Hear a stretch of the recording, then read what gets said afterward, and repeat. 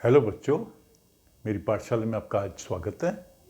आज हम maths chapter 4 data handling उसमें एक टॉपिक को समझेंगे। डाटा हैंडलिंग आपने क्लास 7 में समझा था कि जब हम किसी भी पॉइंट को लेके, किसी भी सिस्टम को लेके कुछ डाटा इकट्ठा करते हैं, फिर उस डाटा को हम अलग अलग तरीके से रिप्रेजेंट करते हैं ताकि हम उसको अच्छे से समझ पाएँ। जैसे एक क्लास में बच्चों के मार्क्स कितने आए हैं, वो सब बच्चों के मार्क्स हमने नोट कर लिए। उसको टीचर कैसे समझेगी, हम डाटा को ऑर्गेनाइज करते हैं। उसको ऑर्गेनाइज करने के अलग अलग मेथड हैं और हम उनको दर्शाने के लिए, अच्छे से समझने के लिए ग्राफ्स में भी दिखाते हैं, ग्राफिकली भी रिप्रेजेंट करते हैं। जैसे बार चार्ट है, आपने समझा था, पिक्टोग्राफ्स है, वो समझा था। तो एक तरीका होता है जिसमें हम इनको सर्कल ग्राफ या पाई चार्ट में भी दर्शाते हैं।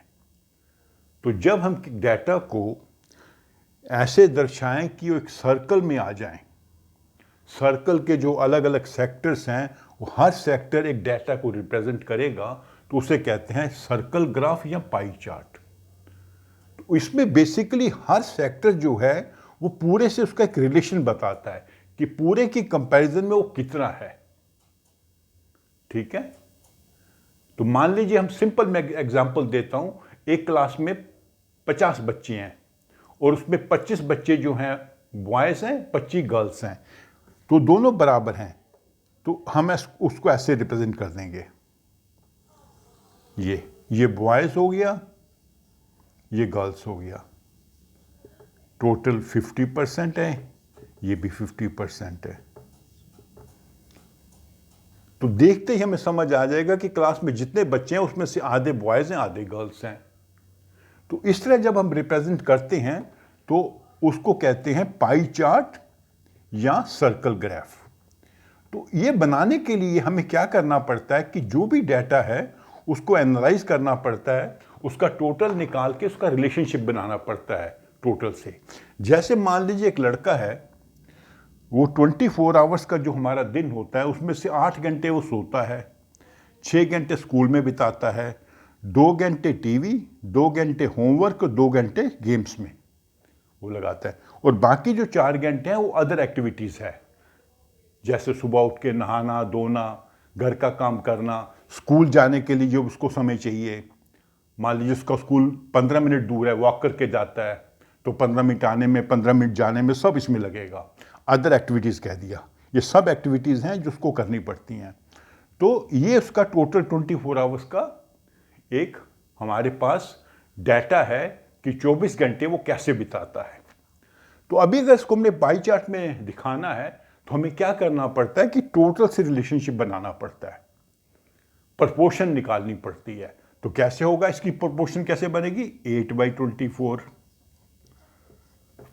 क्योंकि 24 आवर होते हैं दिन में, उसमें से 8 घंटा वो सोता है। ये हो जाएगा 6/24, ये हो जाएगा 2/24, ये भी 2/24। हम हर एक को 24 से डिवाइड कर देंगे और हमारी एक प्रोपोर्शन बन जाएगी कि कितना वो समय जो है किस एक्टिविटी में लगाता है। यहाँ पे 4 आएगा, सॉरी।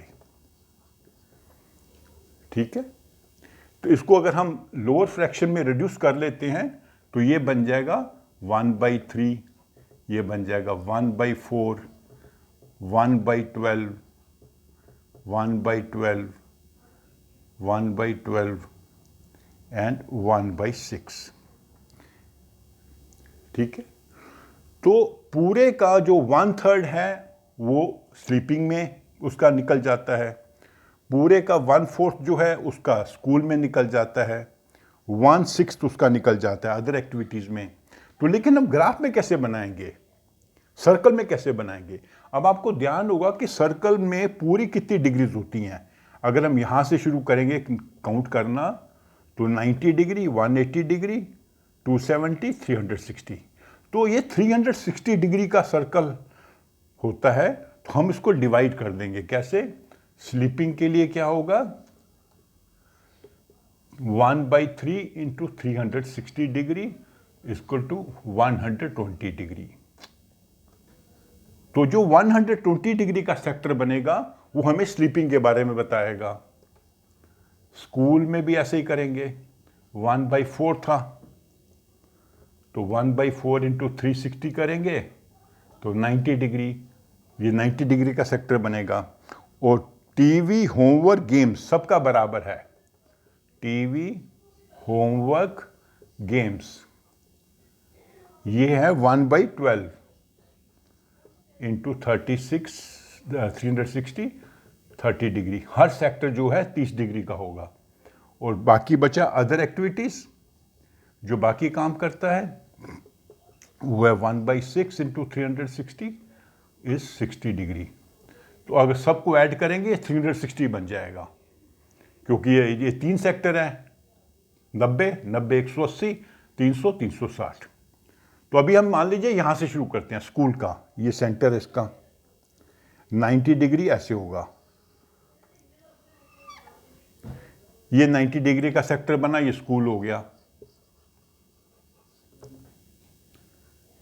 ठीक है। फिर ये 60 डिग्री, ये 90 होगा ऐसे, ऐसे 60 होगा। ये 60 डिग्री हो जाएगा अदर एक्टिविटीज़। ये आप जो है ना उससे भी जो डी होती है उसकी सहायता से भी बना सकते हैं। ये 90 डिग्री का एंगल बनाना है, ये 60 डिग्री का एंगल बनाना है, और ये 120 है। यहाँ से लेके 120 आएगा ऐसे, इतना। ये 120 का एंगल बनाया, ये हो जाएगा स्लीपिंग।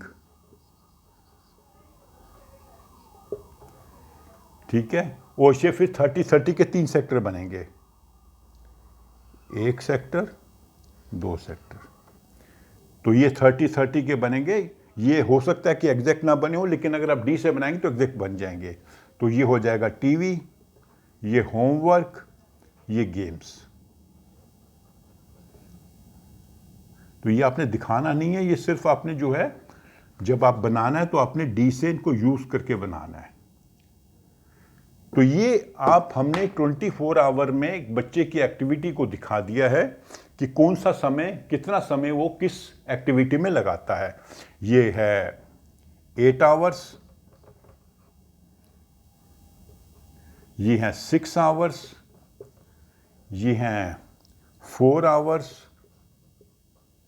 ये है 2 आवर्स, 2 आवर्स एंड 2 आवर्स। तो इस प्रकार एक पाई चार्ट पर या सर्कल ग्राफ में हमने बता दिया कि एक बच्चे के जो 24 आवर है कितना समय किस एक्टिविटी में लगता है। और जो हर सेक्टर है वो एक प्रपोर्शन में बना हुआ है।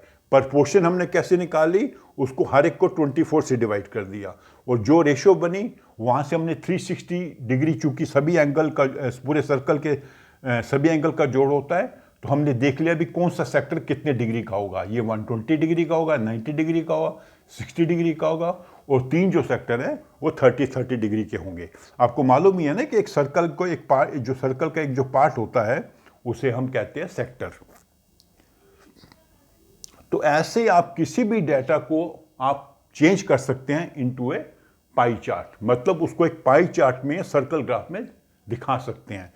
तो आपने क्या करना होता है, जो भी आपको डाटा दिया हुआ है उसका टोटल निकालना है, वहाँ से रेशियो निकालनी है, रेशियो निकाल के आपने देखना भी किस सेक्टर में कितने डिग्री का हमें बनाना है। और ये आप डी की सहायता से बना सकते हैं, सर्कल बना के डी की सहायता से शुरू कर सकते हैं। पहले जो 120 बना लीजिए या 90 में कोई बना लीजिए, एक एक करके सब बनाते जाने हैं। और जितनी एक्टिविटीज़ हैं उतने सेक्टर होंगे, 1 2 3 4 5 6 एक्टिविटीज़ हैं, 6 सेक्टर्स हैं। तो इसको आप देखते ही अनुमान लगा सकते हो कि सबसे ज़्यादा समय उसका लगता है स्लीपिंग में, सबसे कम लगता है टीवी, होमवर्क एंड गेम्स में, यहाँ पे 6 आवर्स स्कूलिंग में, और यहाँ पे 4 आवर अदर एक्टिविटीज़ में। ठीक है। तो आप बुक में जो आपके एग्जाम्पल्स दिए हुए हैं उनको आप देख के ऐसे ही प्रयास करिए उनको करने का, तो आपको समझ आ जाएगा कि हम पाई चार्ट कैसे बनाते हैं। लेकिन अगर आपको किसी भी पॉइंट पे या किसी भी इसमें दिक्कत आती है बनाने में, किसी क्वेश्चन में, तो आप मेरे कमेंट बॉक्स में लिखिए, मैं आपको समझाऊंगा कि वो क्वेश्चन कैसे आपने सॉल्व करना है।